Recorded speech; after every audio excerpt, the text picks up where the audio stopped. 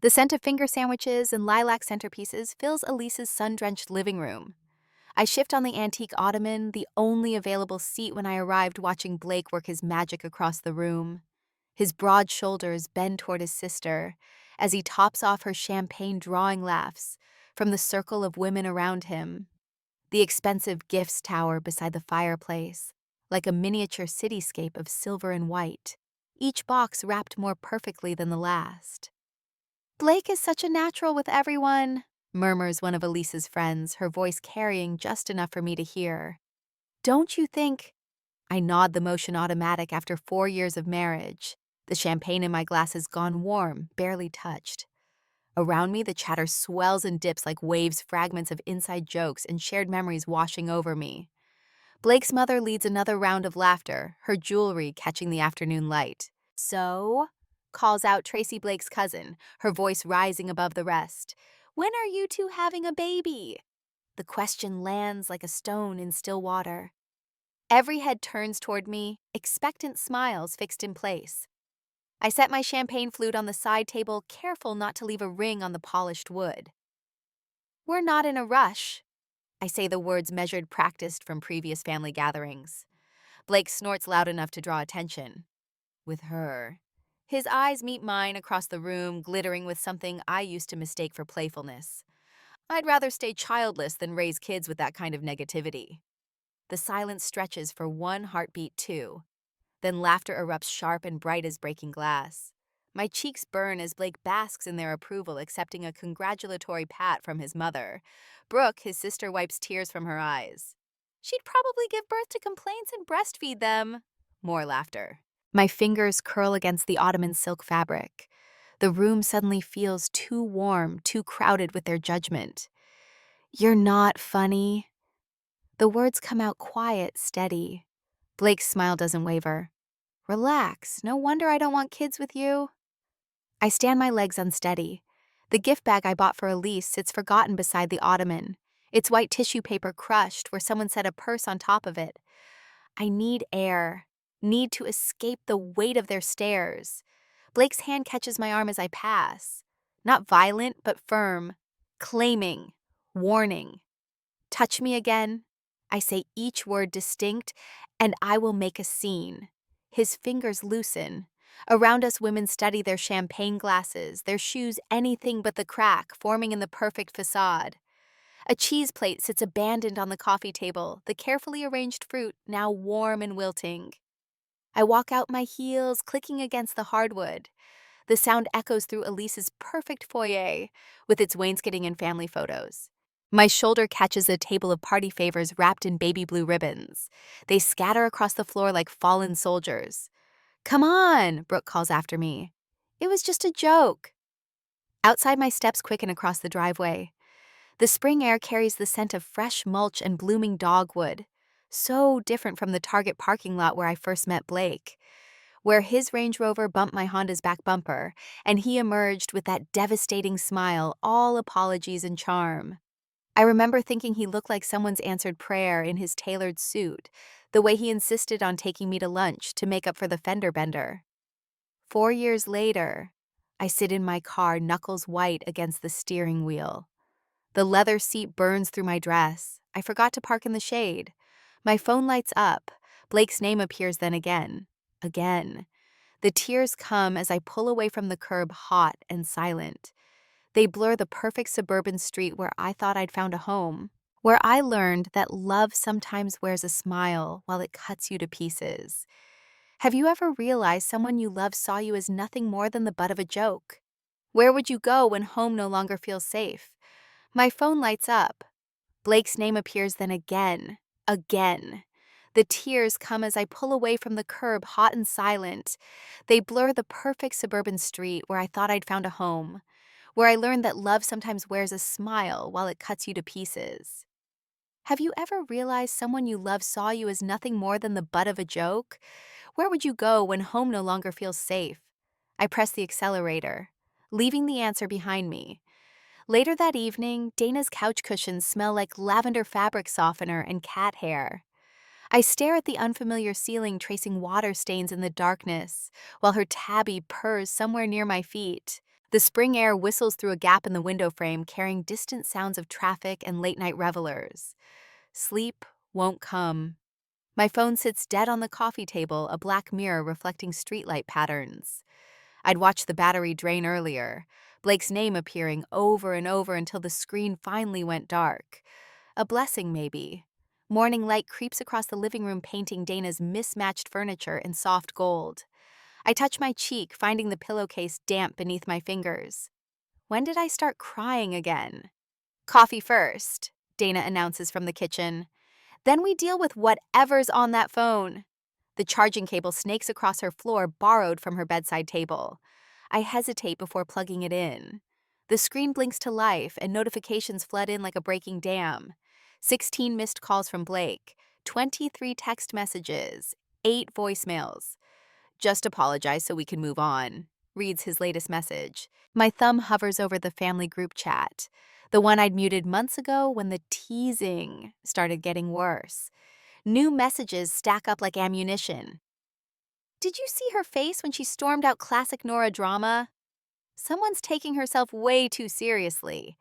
Marriage requires a sense of humor, dear. Brooke has shared a meme about oversensitive millennials. Blake's response 3 crying, laughing emojis. Here, Dana presses a mug into my hands. The coffee burns my tongue, but I welcome the pain. Something real to focus on. I've been waiting for you to see it, she says quietly. See what? Her fingers scroll through my phone, pulling up old text conversations between us. My own words from months ago stare back at me. Blake says I'm too sensitive about the trust fund jokes. His mom asked if my parents ever taught me proper table settings. Brooke told everyone at dinner about my sad little Honda. You've been telling me about this for years, Dana says. You just didn't call it what it was. The front door clicks open.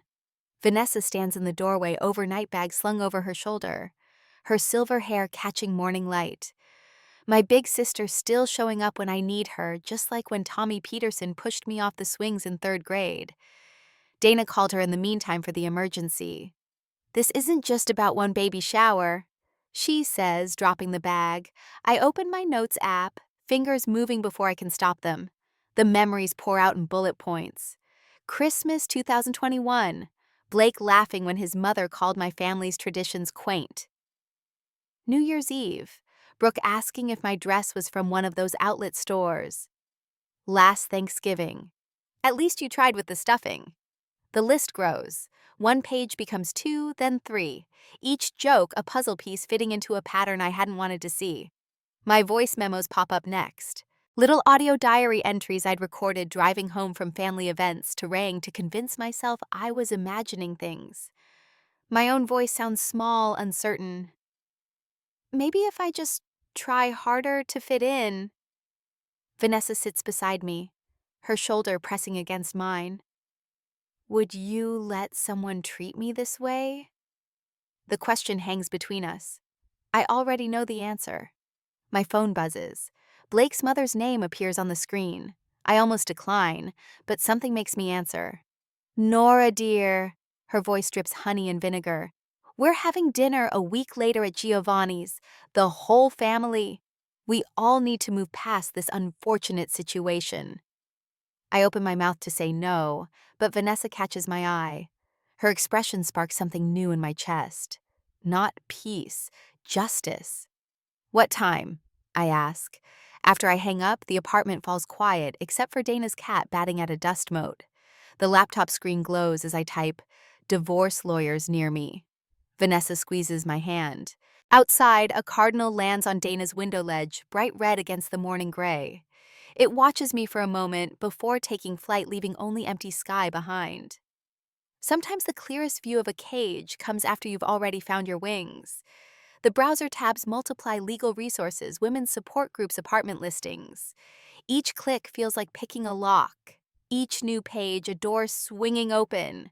4 years of marriage, 1 afternoon of brutal honesty, 1,000 small cruelties finally adding up to one undeniable truth. The baby shower wasn't the final straw. It was just the first time I let myself call it what it was. When someone shows you who they truly are after 4 years, Vanessa says, reading over my shoulder, "Do you give them another chance?" The divorce lawyer's website fills my screen. The answer pulses with each heartbeat. No, not this time. Not ever again. The text messages start at 10 that same night. Blake's sister sends a meme about dramatic wives to the family group chat. His mother follows with a paragraph about the importance of forgiveness, tagged with prayer hands. Blake himself alternates between declarations of love and subtle digs about my tendency to overreact. I silence my phone but leave it face up on Dana's coffee table, watching the notifications pile up like autumn leaves. 3 days until the family dinner. 3 days to decide if I'm ready for what comes next. They're getting desperate, Vanessa says, peering over my shoulder at the latest message. Blake's mother has moved on to discussing our joint accounts, reminding me about the vacation home down payment we'd been saving for. Classic manipulation. My fingers hover over the screen muscle memory, trying to smooth things over. But Dana's words echo in my mind. You don't owe anyone an explanation for leaving a situation that hurts you. The next day, the law office lobby smells like leather and lemon polish. The divorce attorney, Victoria Chen, reads through my documentation without commentary, her silver hair caught in the morning light. When she finally looks up, her eyes hold no judgment. "You've done your homework," she says, tapping my timeline of incidents. "Most people come in with nothing but hurt feelings. You brought receipts." My old photos span across her desk like a paper trail leading back to myself. A snapshot from college graduation champagne glass raised high. Me grinning beside my first car, a used Honda that Blake later convinced me to trade in. The woman in these pictures radiates a confidence I'd forgotten I possessed. The office door buzzes. My stomach drops as Blake strides in all Brooks Brothers suit and practiced smile. "Honey, we need to talk." I stand gathering my papers with steady hands. "I'm not discussing this here." His smile falters. The charm offensive hits a wall as I walk past him chin high. Behind me, the receptionist's voice rings out, "Sir, you need to make an appointment." He leaves quietly. But I know this is not over. The flowers arrive at Dana's apartment that evening. Red roses because Blake never bothered to learn I prefer wildflowers. Vanessa intercepts him at the door, while I listen from the kitchen, gripping the counter edge. "She doesn't want to see you." My sister's voice carries the steel I'm still forging. "This is ridiculous. It was just family being family. You know how they joke." Blake's familiar, reasonable tone, the one that used to make me question my own reactions. "Everyone's worried about her." "Jokes are funny." Vanessa's words slice through his pretense. Humiliation isn't. The door closes with a decisive click. I release my grip on the counter, fingertips white from pressure. The following day, Dana takes the afternoon off work to help me retrieve essentials from our house. We wait until Blake's silver BMW disappears around the corner for his lunch meeting. My key slides into the lock like it belongs to another lifetime. "Only take what's absolutely yours," Dana warns, holding open a suitcase. "Don't give them any ammunition." I move through rooms that suddenly feel like a museum of compromises. The beige walls I let his mother choose. The formal dining set that never knew the dinner parties I'd imagined hosting. My grandmother's copper mixing bowls regulated to the back of a cabinet because they didn't match Blake's mother's wedding china. In the bedroom, I leave my wedding ring atop our marriage certificate in his desk drawer. The band catches the light one last time before I close it away. My phone lights up. A text from my father. "Your mother and I have been talking. We never felt right around his family either. Come home if you need to." The words blur as tears finally break free. Not from grief, but relief. The wall of isolation cracking just enough to let light through. That evening, my friend Sarah drove 2 hours to offer her guest room to me. No questions asked. Vanessa helps me document finances, years of joint accounts, spread across her kitchen table, like a roadmap to freedom. One by one, the pieces of my life separate from his.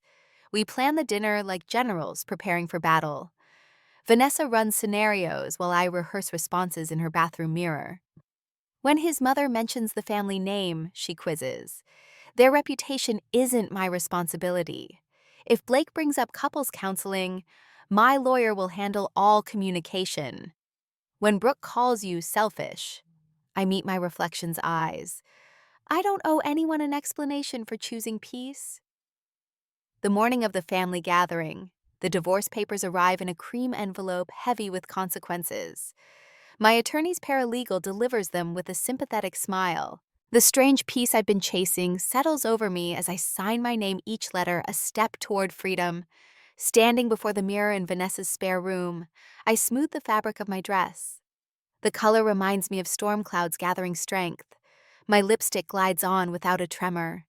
For 4 years, I thought staying quiet would earn me a place in their family, I tell my reflection. But silence doesn't earn respect, it invites cruelty. Behind me, Vanessa appears in the doorway, car keys in hand. Ready. I check my purse, divorce papers, phone documentation of every joke that built this moment. The weight feels like armor. Yes, I say. And for the first time in years, I mean it completely.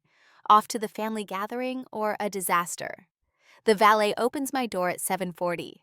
10 minutes late, exactly as planned. Vanessa squeezes my hand before stepping out on her side, her red hair catching the restaurant's exterior lights. Through the window, I spot Blake's family already seated at their usual round table, the one near the fountain where his mother loves to hold court. Ready? Vanessa asks, smoothing her blazer. My pulse hammers against the collar of my dress, but my steps remain steady as we enter Marcello's. The maitre d' recognizes us, his smile slipping when he notices Vanessa instead of Blake beside me. I choose the chair closest to the exit, positioning myself with my back to the wall. A habit from childhood slumber parties, always know your escape route. Darling? Blake's mother rises, her Chanel perfume preceding her air kiss that lands 2 inches from my cheek. We've been so worried. Blake watches me with the same expression he wore when picking out my engagement ring, calculating potential returns on investment. His sister Brooke sits beside him, fingers tapping her water glass, fresh highlights catching the light. The perfect family tableau, waiting for their wayward member to fall back in line. The waiter appears with the bread basket. Blake's mother waves him away with a practiced gesture. We should talk first, don't you think? Of course. Her favorite words from me, but tonight they carry a different weight. We all need to own our part in this unfortunate situation. She folds her hands on the tablecloth. Family means learning to bend. Blake leans forward, elbows bracketing his untouched wine glass. Look, we've all said things we regret. Both sides need to move forward. If you were offended, Brooke adds, that wasn't our intention. The familiar pressure builds in my chest, the urge to apologize, to smooth things over, to be the good daughter-in-law who knows her place.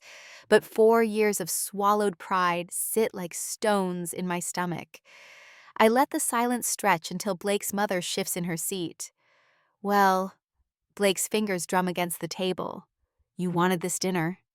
Say your piece. I reach for my phone, feel Vanessa's knee press against mine under the table, support without words. You're right. I've been thinking about what you've all said. Their shoulders relax. Blake's mother reaches for her wineglass, victory already assumed. The restaurant's ambient noise fades as I open my notes app. October 12th last year. My voice carries just far enough to reach nearby tables. At Thanksgiving, you told me my stuffing was edible enough for someone who didn't grow up knowing how to cook. Brooke's smile falters. Blake straightens wineglass, forgotten. December 23rd, Christmas Eve dinner. You asked if my gift was the best I could afford on my salary. Then laughed when Blake said at least it wasn't homemade this time. Nora, Blake starts, but Vanessa raises her hand. The gesture silences him more effectively than words. March 8th, told me my presentation at the hospital fundraiser was brave, considering public speaking isn't your strength. April 2nd suggested I leave the possessing to people with natural talent. The couple at the next table has stopped eating their forks, suspended mid-bite. Blake's mother's face tightens with each date, each recorded slight. June 15th. Nora, that's enough. Blake's voice cracks like a whip. People are staring. Yes, I say, meeting his eyes. They are. How does it feel having strangers witness your family's true colors? Brooke pushes back her chair, the legs scraping against hardwood. This is ridiculous. You're taking everything out of context. The context is 4 years of death by 1,000 cuts. 4 years of letting you sharpen your wit on my self-worth. My hands stay steady as I reach into my purse. If you want to keep being the golden child, Blake, do it without me. The cream envelope slides across white linen, stopping precisely between his water glass and bread plate. His confusion lasts 3 seconds before recognition dawns. His mother's sharp inhale cuts through the restaurant's soft jazz. I stand. Vanessa mirrors my movement, both of us gathering our purses with synchronized grace. Blake lunges from his chair, following us toward the lobby. His fingers catch my elbow, that familiar possessive grip. You can't just— You had your chance.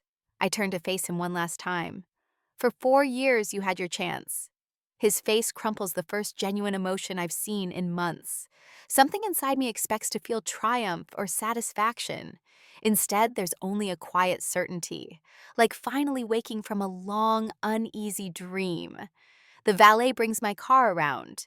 Through the restaurant's front windows, I see Blake's family huddled in conference, their heads bent together like conspirators at a failed coup. Vanessa slides into the passenger seat. Her presence a shield against old instincts, to turn back to apologize, to shrink myself small enough to fit in their world. The night air carries the scent of jasmine from the restaurant's garden. I remember our first date here, how Blake ordered for me without asking what I wanted. How I mistook control for confidence, criticism for care. The steering wheel feels solid under my palms as I pull away from the curb, leaving behind the wreckage of a life built on quicksand. When someone shows you repeatedly that your feelings don't matter, is there ever a way back? Or is the cleanest break the kindest? The answer follows us into the night, written in the stars above the city, and the steady rhythm of my heart. Sometimes love means learning when to let go. I dropped Donna off her home, then went to my old home. My old bedroom ceiling hasn't changed.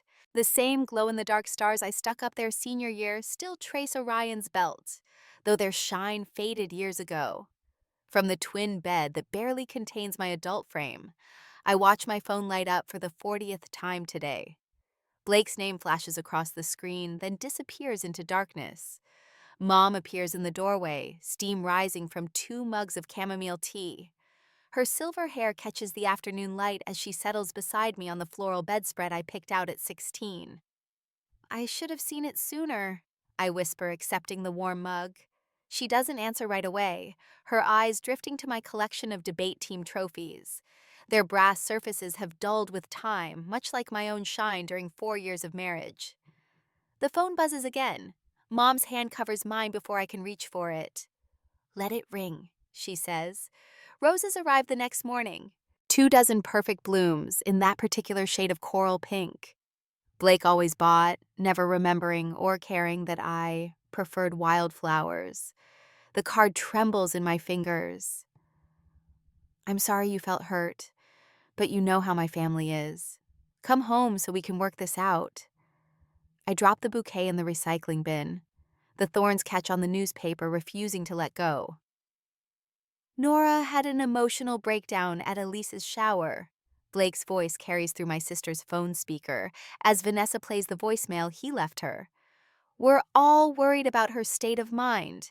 My fingers curl around my mug of coffee. The ceramic burns, but I don't let go.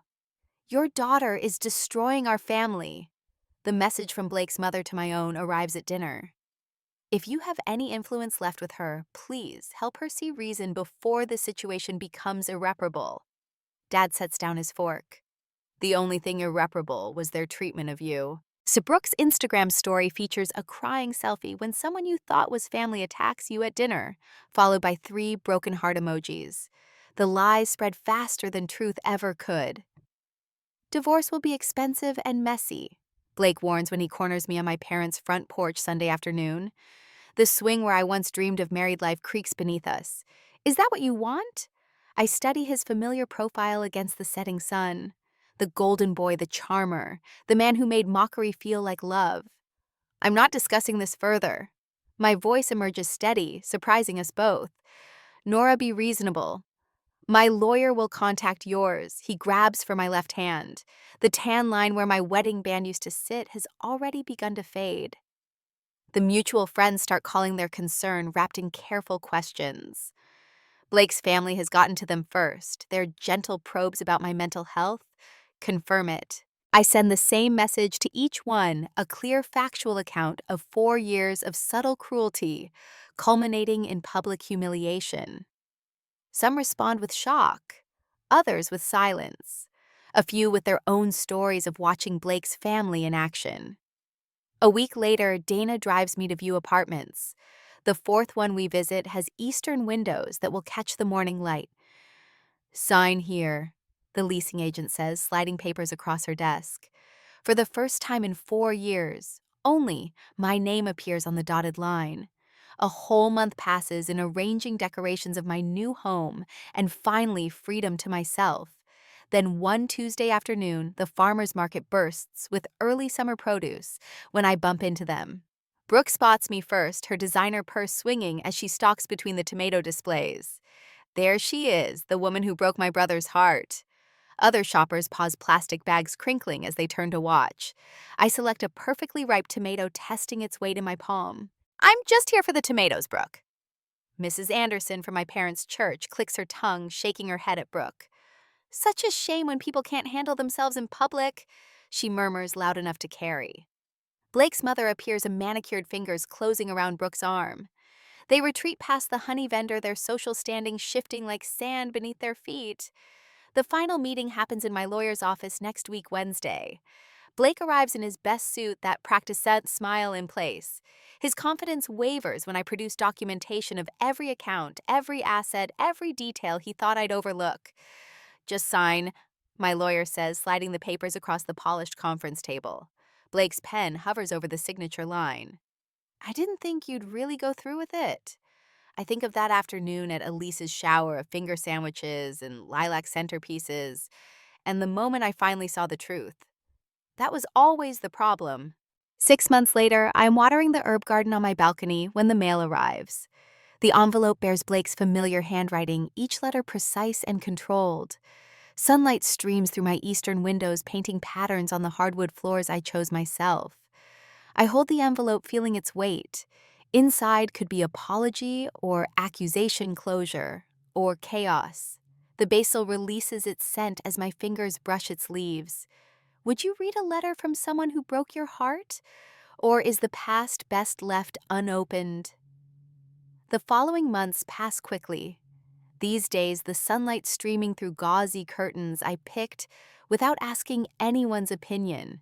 The walls of my apartment glow coral pink, a color Blake would have dismissed as too Miami Vice. His voice in my head grows fainter each morning. My coffee maker hisses and bubbles, filling the kitchen with the scent of fresh grounds.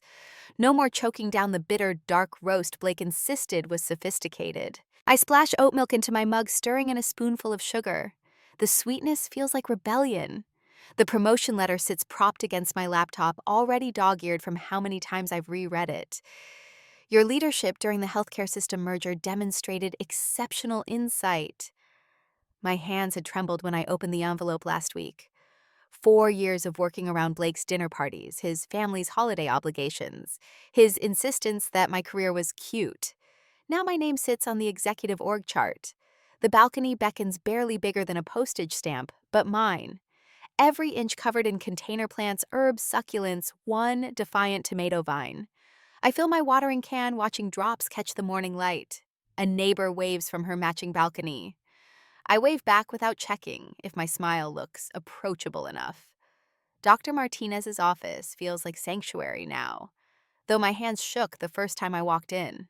"What brings you here today?" she'd asked. I'd prepared a speech about work-life balance, professional development. Instead, I burst into tears and talked for an hour about Target parking lots and baby showers, and the weight of always being the punchline. "You're describing emotional abuse," she said quietly. The words hit like a thunderclap.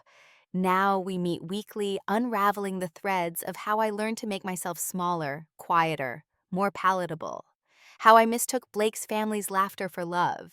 Sarah texts about meeting for coffee. We haven't spoken since my wedding. Blake thought she was kind of intense. Now we're meeting at our old favorite cafe. My thumb hovers over the emoji menu, no longer calculating which response would earn the least mockery. The widower from my book club asked me to coffee last week. Paul, with his silver hair and kind eyes, who listens more than he speaks. We talked about his late wife's garden, my newfound love of spicy food, the mystery novel we're both reading. 2 hours passed without me once wondering if I was taking up too much space. Last night at dinner with Vanessa, I laughed so hard water came out my nose.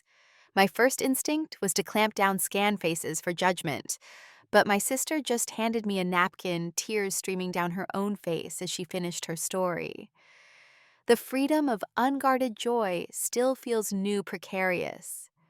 Dana's baby shower sparkles with genuine warmth. No towers of color-coordinated gifts, no champagne flutes filled with judgment. Just friends sprawled on mismatched furniture, trading birth stories and parenting advice. Someone balanced a paper plate of cake on her pregnant belly, and no one made a snide comment about calories.